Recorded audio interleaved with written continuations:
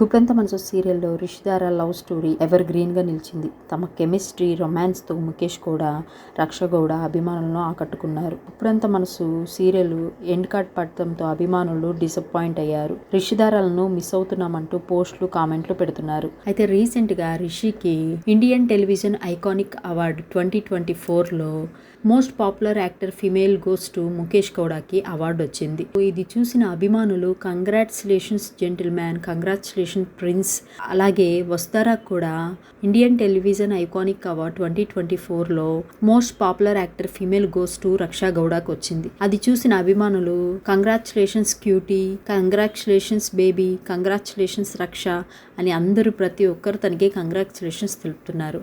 Most popular jodi goes to Rishidhara. Indian television iconic award 2024లో most popular జోడీ రిషిధారాకే వచ్చింది. ఈ అవార్డ్స్ అన్ని ఆన్లైన్ అప్రిషియేట్ అవార్డ్స్ అన్నమాట. ఇది చూసిన అభిమానులు కంగ్రాట్యులేషన్స్ రిషిధార అని తెలియజేశారు.